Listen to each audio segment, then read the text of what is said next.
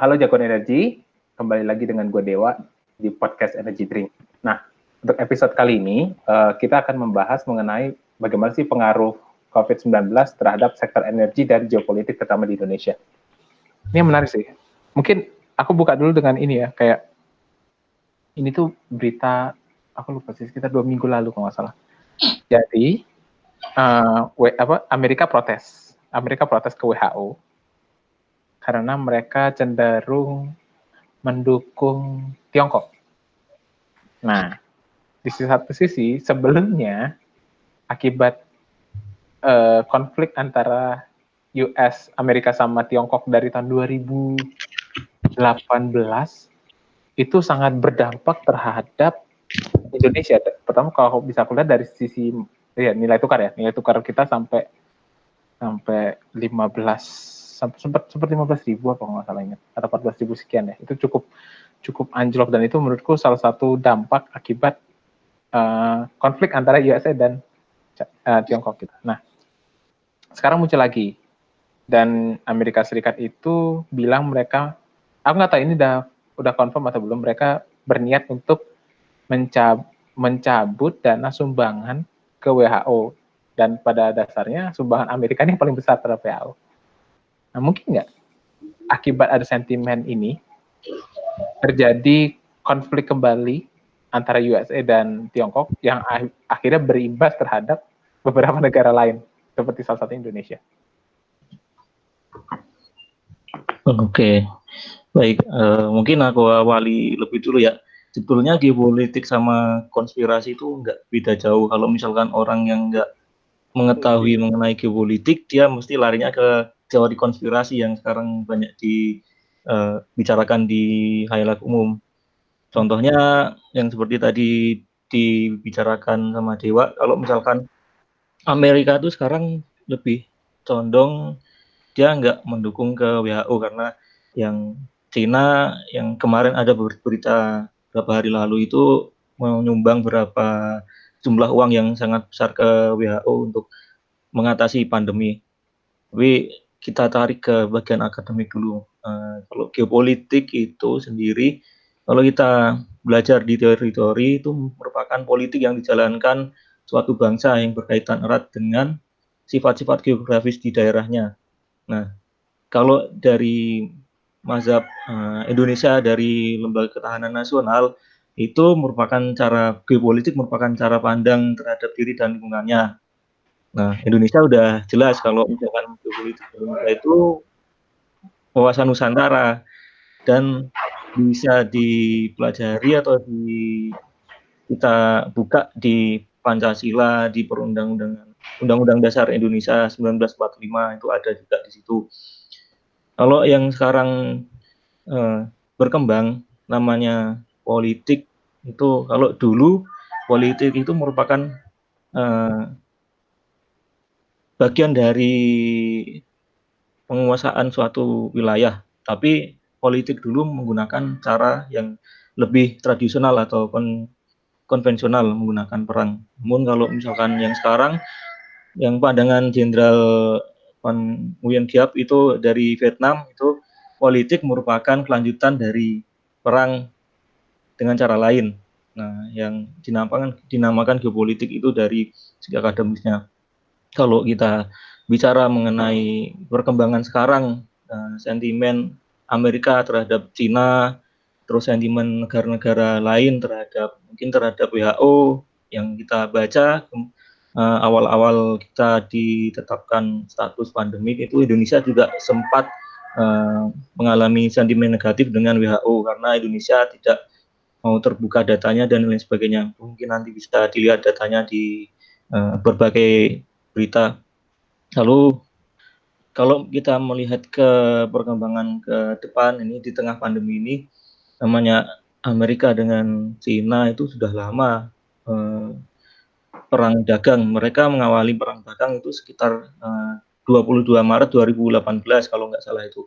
Dulu Presiden Amerika Trump mengenakan biaya masuk kurang lebih sekitar 50 miliar US dollar itu terhadap barang-barang Cina. Terus lalu dibalas oleh Presiden Cina Xi Jinping mengenakan tarif biaya impor barang-barang Amerika itu sekitar 34 miliar US dollar juga. Dengan adanya perang saling balas itu, maka di dunia terjadilah perang dagang antara Amerika dan Cina. Nah, itu mempengaruhnya ke negara-negara yang memiliki hubungan bilateral ke Cina, ke Amerika, termasuk Indonesia juga. Indonesia juga sempat dikenakan sanksi beberapa produknya tidak bisa masuk ke Amerika Serikat karena kebijakan Amerika sendiri yang menerapkan berbagai pajak di produk-produk di Indonesia, terutama di produk bidang yang contohnya biodiesel. Indonesia dia nggak bisa masuk karena tarif yang pajaknya besar.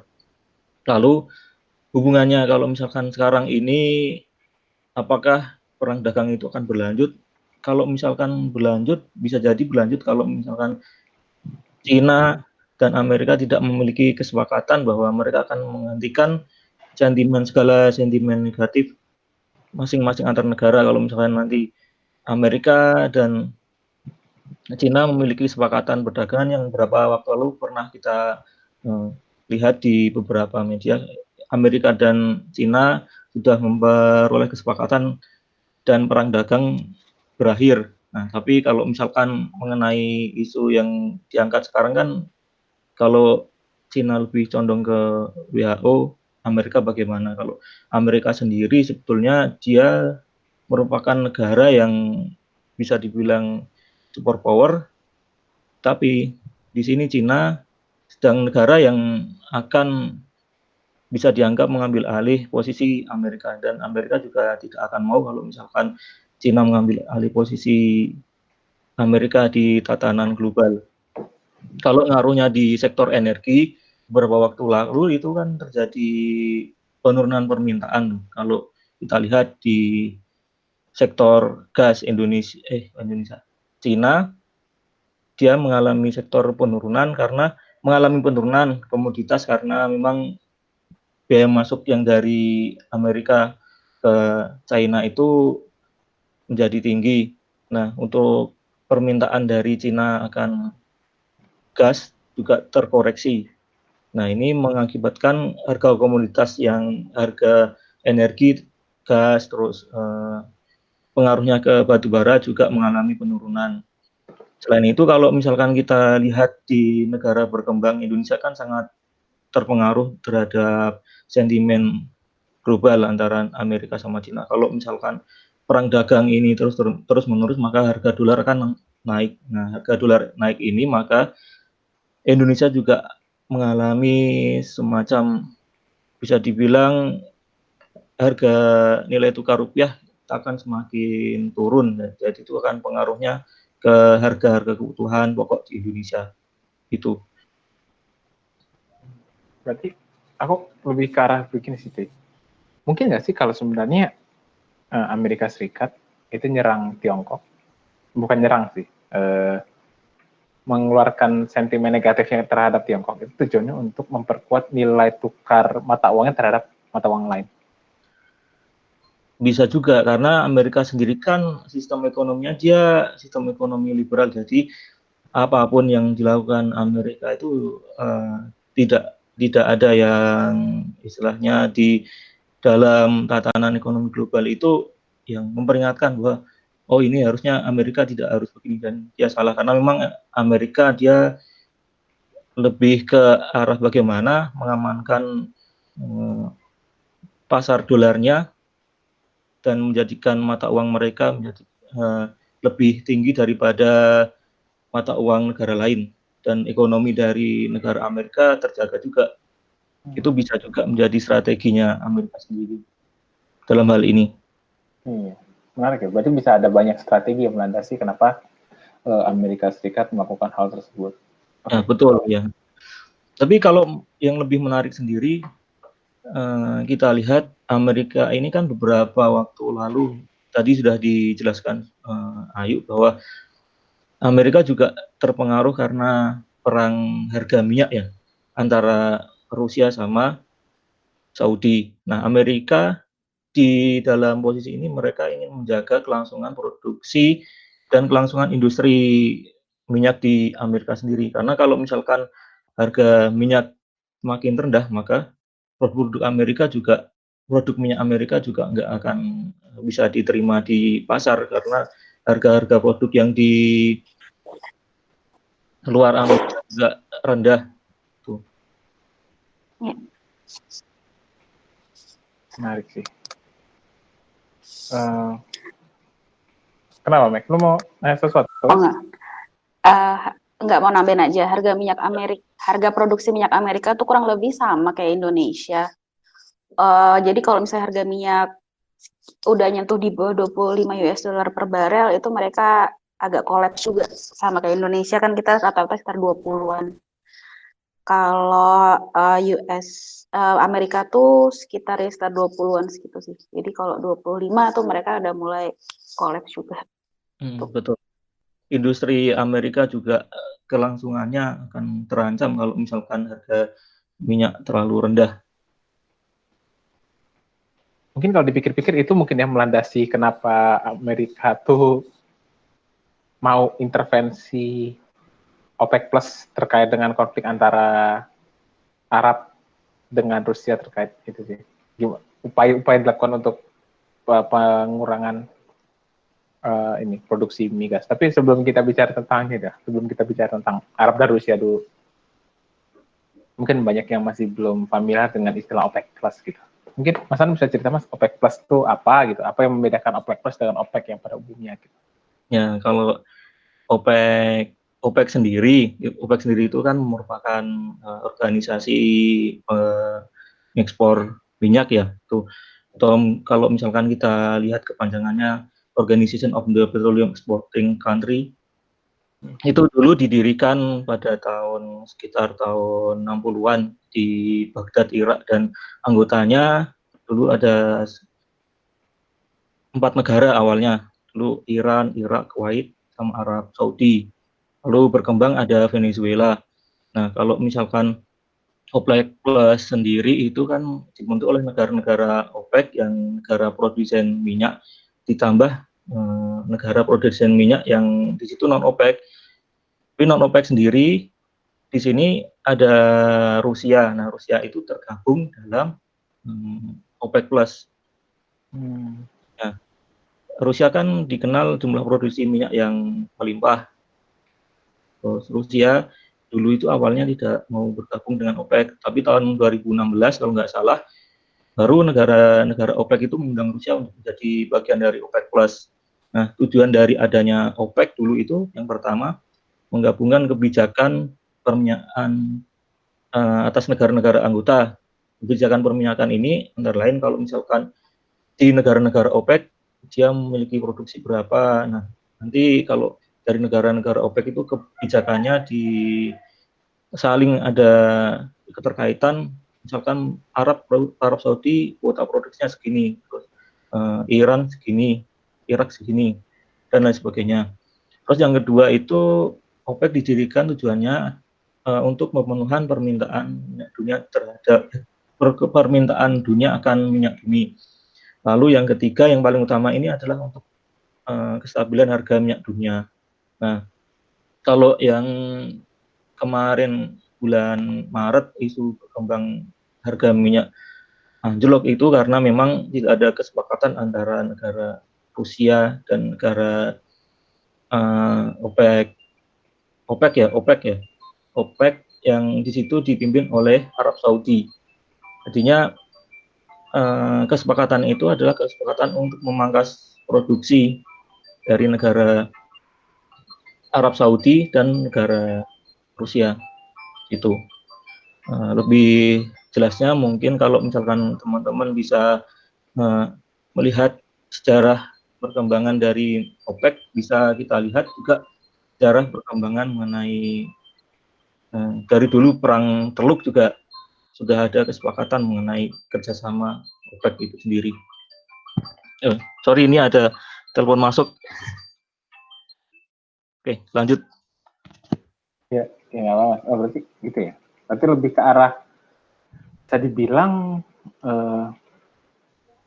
kalau konflik antara si Rusia dan Arab itu lebih karena mereka tidak mau memangkas produksi mereka ya untuk menekan harga itu. Tapi ada cerita yang menarik sih. Ini aku nggak tahu ini antara teori konspirasi atau gimana.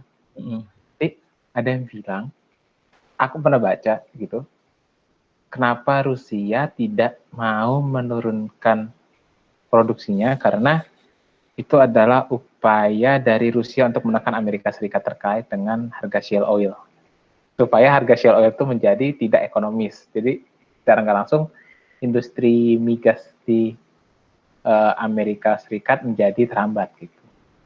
Aku pernah baca itu teori yang cukup menarik sih, walaupun ya bisa jadi benar karena emang untuk produksi shale oil agak berbeda dengan produksi minyak konvensional gitu, karena mereka melewati proses yang cukup berbeda, sehingga production cost-nya pun juga cenderung sedikit lebih mahal gitu. Well, itu salah satu teori yang cukup menarik sih. Dan juga ada yang bilang kalau kenapa produksinya Rusia tidak mau diturunkan karena aku pernah baca sih, aku tapi lupa di mana. Itu adalah upaya agar China tetap membeli minyak dari Rusia. Jadi ini antara 3 kutub tadi, antara USA, China dan Rusia itu sih yang sempat aku baca. Tapi ya itu makanya aku bilang itu antara konspirasi atau emang faktanya seperti itu, ya kita nggak tahu. Tapi gue pernah dengar deh, dan maksudnya gue dengar ini terus, jadi teori ini, dan terus gue pikir kayak, tapi Rusia agak bisa dibilang fair juga, maksudnya mereka tuh bilang bahwa gue nggak mau nurunin produksi pada saat meeting itu, karena banyak juga sebenarnya kalau apalagi khususnya kayak OPEC ya, di mana komoditasnya ini benar-benar bisa dibilang strategis. Jadi kan ada yang disebut dengan game teori. Jadi di mana jadi anggapannya gini, satu negara OPEC ini mereka semua janji untuk menurunin produksi. Kenapa mereka menurunkan produksi? Untuk menaikkan harga minyak. Nah, mereka semua setuju tuh di situ. Tapi kayak selalu kejadian di mana negara yang setuju, satu atau dua negara yang setuju untuk menurunkan produksi itu mereka nggak menurunkan produksi, mereka produksi seperti business as usual. Sedangkan negara lain menurunkan produksi, jadi harga minyaknya jadi naik. Nah, negara yang berkhianat sendiri ini, mereka menghasilkan keuntungan yang lebih besar gitu, karena mereka berkhianat. Jadi si game teori ini juga sering banget kejadian di ya negara-negara yang memang mereka asosiasi untuk satu komoditas, termasuk salah satunya minyak gitu. Memang banyak sih negara yang ya memang mereka maunya pokoknya gue harus untung. Nah, kalau yang Rusia ini kan mereka sendiri bilang terang-terangan gak mau pada saat meeting. Jadi menurut gue itu agak salah satu hal yang emang menarik banget sih. Bukannya mereka setuju dan kemudian di belakang mereka baru menaikkan produksi atau produksi tetap seperti biasa, tapi mereka benar-benar bilang mereka fair gitu. Mereka bilang nggak mau menaikkan produksi pada saat rapat itu. Gue nggak tahu di belakangnya kenapa mereka ngomong kayak gitu. Cuman itu hal yang menarik juga sih buat gue. Tapi yang buat gue justru lebih menarik itu respon Arab Saudi sih. Ibaratnya kalau lu jual gue beli. Jadi Arab Saudi justru ningkatin lebih gede lagi. Ibaratnya yaudah yuk kalau mati bareng-bareng kayak gitu. Gue nangkepnya kayak Arab Saudi kayak gitu sih kemarin tuh. Dia ningkatin produksi cukup gede sih. Tapi sebenarnya sempat banyak artikel juga yang bilang dari perang, kan pada banyak artikel gitu bilang yang mana sih yang bakal menang dari perang, dari price war ini, Arab apa Rusia. Banyak yang bilang Rusia yang lebih menang sih, karena mereka katanya Rusia itu bisa bertahan dengan harga di bawah $20 selama 10 tahun gitu kalau nggak salah, tapi Arab cuma bisa sekitar 4 tahun yang lebih, jadi lebih sedikit daripada Rusia mereka bisa tahannya, karena udah dari sekian lama kan sebenarnya mereka Saudi Arabia itu kan ruginya cukup besar juga gitu. Tapi aku tahu tuh malah di Arab Saudi itu sampai harga di bawah $6 baru mereka akan rugi. Ya, karena harganya $6 mereka akan tertahan. Maka production cost mereka tuh rendah sih. Secara production cost iya. Cuma negara nggak tahu. Oh, kalau sebagai negara ya. Iya. Iya.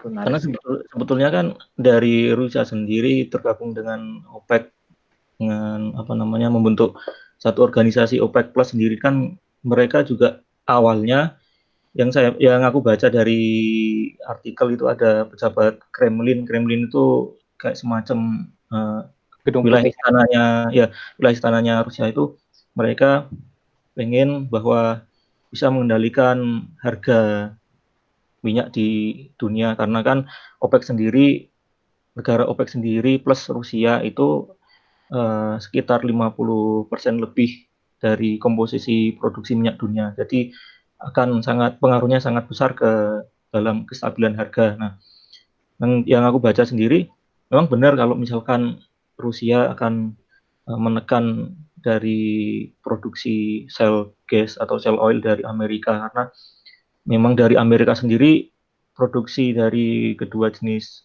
bahan bakar itu sangat masif sekarang untuk menggantikan minyak yang semakin jarang dan semakin turun untuk diproduksikan di Amerika. Bahkan dari beberapa hari yang lalu itu juga Trump sendiri mengatakan bahwa pekerja dari kawasan Oklahoma dan beberapa kawasan produksi di minyak di Amerika, di Texas dan lain sebagainya itu bakal terpengaruh akan terjadi PHK massal karena harga minyak yang semakin turun dan dari Amerika berbagai langkah ditetapkan. Contohnya kemarin dari Trump pengen impor minyak sebanyak-banyaknya dari cadangan yang ada. Dari harga yang rendah ini Trump ingin membeli minyak dengan cukup besar dan ditampung di semacam di tanker ataupun menjadi SPR di cadangan minyak mereka. Tapi kondisi itu kan berbanding terbalik dengan permintaan minyak yang ada sekarang. Permintaan minyak kan sekarang sedang turun karena ada pandemi, ada COVID-19 ini. Jadi harga minyak juga tidak terlalu pengaruh naiknya. Jadi semakin lama semakin turun juga. Kalau naik mungkin naik hanya berapa persen aja dari penurunan yang kemarin terjadi. Kalau nggak salah sekarang sekitar 22-an yang harga minyak Brent ya. Kalau minyak Brent dulu sempat bukan dulu sih. Kemarin tuh aku sempat baca sekitar 18 sih. Aku nggak tahu itu kalau nggak salah berita 2 hari yang lalu. Tapi kalau per hari ini sih aku masih belum tahu, belum ngecek. Tapi ya menarik sih untuk melihat ini. Tapi kemarin malam sih, aku sempat baca berita. Jadi harga minyak sempat naik karena ada konflik antara Amerika dan Iran. Ini masih baru sih. Mungkin Mas Anu bisa sharing Mas, maksud apa sih kenapa ada konflik Amerika dan Iran ini? Nah, sebetulnya tadi juga Bagus sudah menyinggung kalau misalkan harga energi dan harga komoditas lainnya itu juga dipengaruhi situasi geopolitik internasional.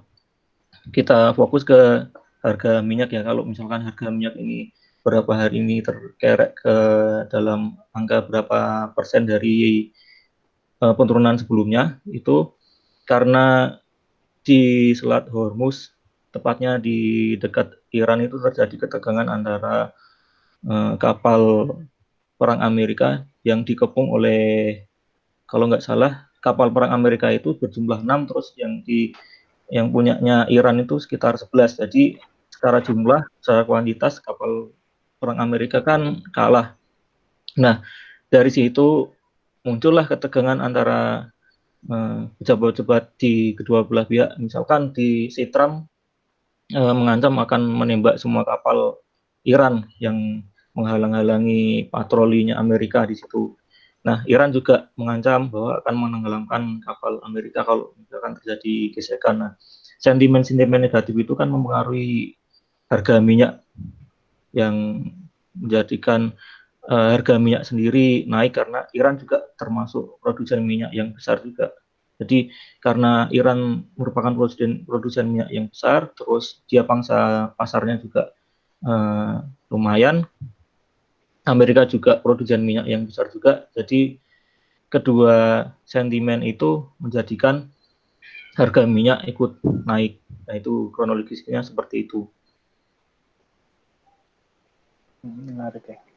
Tapi kalau sebenarnya kalau kita bicara tentang geopolitik itu nggak melulu tentang Amerika sih. Ini aku lupa ini antara seminggu yang lalu atau lupa.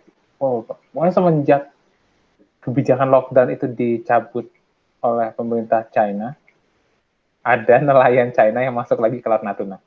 Aku Betul. lupa Ya. jadi mana itu. Itu sempat tapi walau ya itu berita itu ketutup dengan kondisi kayak pertambahan jumlah pasien positif COVID itu. Tapi ini menarik sih. Mereka datang lagi gitu. Di tengah pemerintah merancang untuk terus aku nggak tahu sih sudah dimulai atau belum yang pembangunan markas militer di sana tuh. Lupa markas atau pangkalan gitu di sana tuh di dekat Laut Natuna. Nah itu gimana Mas Anan? Kemarin kan waktu itu Mas Anan sempat diskusi sama Pak Himanto terkait Ya. Laut Natuna, dan sekarang di tengah kita menghadapi COVID, sedangkan di China sudah mulai membaik kondisinya, mereka datang lagi ke Indonesia. Iya, Gimana? betul. Memang kalau kita membahas wilayah Indonesia memang sangat seksi karena wilayah perbatasan Indonesia ini kan terdiri dari berbagai macam kekayaan sumber daya alam. Secara khusus ini kan sumber daya alam migas di situ juga ada, di Natuna juga cadangan migasnya sangat besar juga. Kalau kemarin memang sempat ada berita kalau nelayan tradisional Cina itu sempat masuk ke Indonesia lagi. Nah itu betul, karena yang aku baca dari berita dan diskusi dengan teman-teman dari pantauan Komando Armada, kalau namanya di situ kan ada pangkalan armadanya Angkatan Laut, di situ ada Komando Armada Laut 1 ke Armada 1. Nah itu terdeteksi juga kapal nelayan Cina di situ masuk ke jalur ZEE kita, dan karena di situ sudah ada standby kapal patroli kita, kapal patroli TNI AL yang dipersenjatai juga, jadi kapal-kapal nelayan Cina itu juga keluar dari Indonesia. Tapi di sisi luar Indonesia ternyata di situ ada juga kapal Amerika yang sedang berpatroli juga, kapal Amerika dan Jepang yang sedang berpatroli juga. Jadi kalau membicarakan Natuna memang sangat-sangat menarik, karena Natuna itu diklaim oleh beberapa pihak ya. Lautnya bukan wilayah Natuna. Kalau wilayah Natuna daratannya itu wilayah Indonesia secara kedaulatan. Kalau misalkan di wilayah ZEE ke sana kan masih perdebatan antara Cina, terus Vietnam, dan beberapa negara yang di situ mengklaim wilayah laut di sekitar Laut Natuna, atau kalau yang dibilang Laut Cina Selatan. Menarik sih. Jadi sebenarnya kalau bisa kita aku simpulin ya. Sebenarnya ketika banyak negara sedang berjuang di tengah pandemi COVID itu, tidak menutup kemungkinan mereka sudah memiliki pergerakan politik berskala internasional. Kayak misalkan kita bicara tentang Amerika terhadap Tiongkok, sentimen negatif, kemudian perang harga antara Saudi dan Rusia, juga yang baru ada Amerika Serikat dengan Iran. Sebenarnya kalau bisa kita bilang sebenarnya pergerakan politik secara internasional pun tidak terpengaruhi, tapi tidak menutup kemungkinan untuk mereka tetap bergerilya secara politik gitu, untuk mempertahankan posisi mereka di mata negara-negara asing yang lainnya gitu. Kalau aku ngeliat kayak gitu. Dan mirip juga dengan pergerakan yang dilakukan oleh Tiongkok Cina di Laut Indonesia itu juga seakan-akan, menurutku ya, seakan-akan menegaskan posisi China yang menganggap bahwa daerah itu masih adalah daerah milik China sendiri yang berdasarkan 9 baseline yang mereka buat itu. So, ya, walaupun kita di tengah pandemi ini, ya bukan berarti kita harus berpasrah dengan ini juga. Jadi kita harus melihat sektor-sektor lain yang perlu kita awasi agar tidak terjadi suatu dampak yang membahayakan negara ini dari sisi energi, seperti sisi migas, terkait harga dari industri hulu dan hilir. Kemudian kita bicara dari batu bara yang tetap memang harga yang menurun, tapi tidak menutup kemungkinan untuk dimanfaatkan untuk lebih luas lagi dengan cara gasifikasi atau likuifaksi.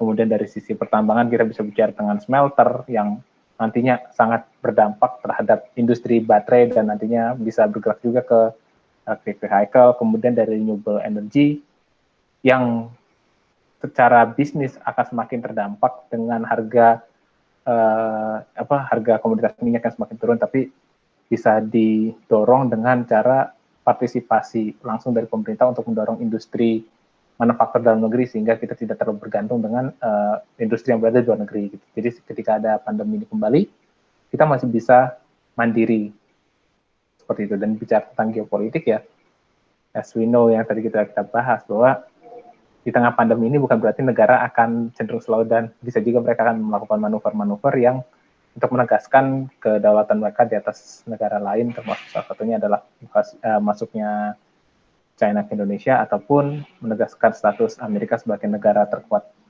di dunia ini. Masih siapa yang keluar? Bagus keluar. Iya. Bagus kembali lagi. Oke. Mungkin. Nah, aku mau nambahkan sedikit, Pak. Mungkin kalau kita lihat dinamikanya kemarin dari harga minyak yang sempat terkoreksi tajam yang bisa dibilang sampai di global itu istilahnya price war, ngetrend kan, itu dampaknya juga sangat masif ke industri yang lainnya yang termasuk sektor lahap energi.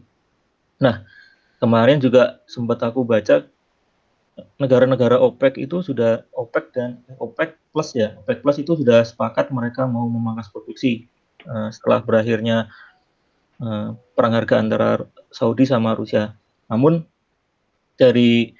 setelah mereka bersepakat ternyata Amerika juga nggak sepakat nih. Nah ternyata Amerika itu juga pengaruh dalam hal kestabilan harga minyak. Jadi Rusia itu sempat melalui Presiden Putin itu meminta kepada Presiden Donald Trump itu telepon kalau nggak salah tanggal berapa itu ya, tanggal 30 Maret 2020 itu sempat telepon bahwa untuk menstabilkan harga minyak global itu harus diadakan kesepakatan antara OPEC plus Amerika, jadi OPEC plus gitu jadinya. Ya, OPEC plus. Amerika termasuk dalam negara yang memangkas produksi, jadi harga minyak bisa terkerek naik dan stabil. Tapi faktanya memang naik, tapi nggak terlalu besar karena demand-nya kan juga turun akibat dari COVID-19 ini. Nah, ke depan juga mungkin akan ada lagi semacam kelanjutan dari perang harga atau perang dagang yang akan berlanjut karena memang di masa sekarang ini perang itu sudah nggak menggunakan senjata dengan senjata gitu. Artinya ya bisa dibilang menggunakan proksi. Jadi aktornya juga bukan negara dengan negara, tapi dengan perorangan juga bisa, non-state actor juga bisa. Dan ada yang bilang juga kalau misalkan sekarang ini COVID-19 ada yang mencurigai bahwa ini dari produk dari bioterorisme. Nah itu juga masih ada spekulasi yang belum selesai dan belum ada jawabannya. Kalau misalkan dari WHO sendiri kan sudah mengatakan bahwa ini pandemi yang berasal dari pertama ditemukan di Wuhan dan ditransmisikan dari hewan pertama kali. Kita belum tahu karena faktanya masih abu-abu. Gitu.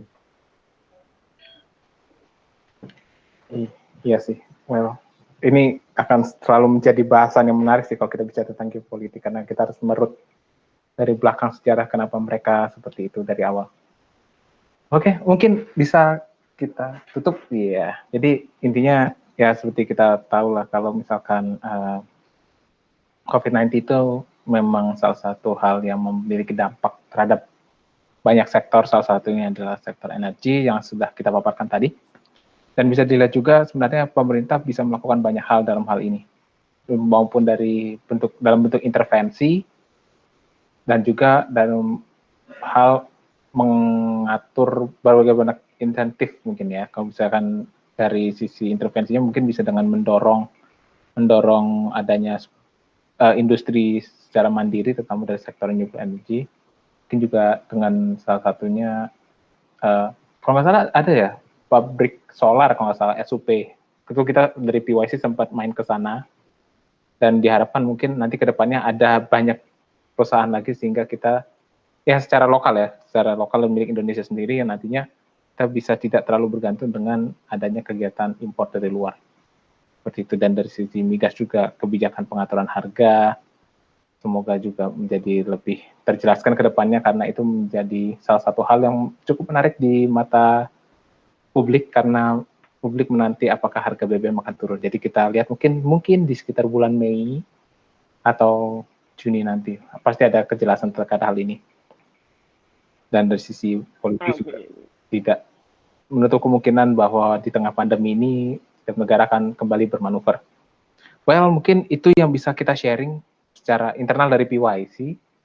Mohon maaf kita tidak bisa melakukan tatap muka secara langsung dengan narasumber, tapi kita berusaha untuk melakukan itu. Tapi di tengah pandemi ini ada angka baiknya kita saling mengatur jarak, melakukan social distancing agar penyebaran ini tidak bertambah luas dan kita melindungi semua orang terdekat kita. Amin. Oke, mungkin itu aja dari episode kali ini. Ini cukup panjang sih, mungkin ada hampir sekitar 1,5 jam atau gimana. Mungkin akan dibagi dalam beberapa episode. Well, tunggu aja, kita secepatnya akan proses ini. Dan jangan lupa, kembali lagi gue Dewa. Mengenalkan sekali lagi. Di sini gue berterima kasih kepada sudah mendengar, dan terima kasih kepada para peneliti yang mau diajak berdiskusi. Ada Mac, Masita Cindy, Bagus, dan Mas Anan. Dan jangan lupa untuk senantiasa follow sosial media kita di Instagram dan juga untuk subscribe YouTube kita di Purnomo Yustiantoro Center. So, jangan lupa untuk pantengin terus podcast Energy Drink kita karena kita akan selalu membawa topik-topik menarik terutama di sektor energi di Indonesia. Well, itu sekian dari gue. Mohon maaf jika ada salah kata dan thank you semua. Bye. Bye. Subscribe jangan lupa. Subscribe ya, TOP. Mantap.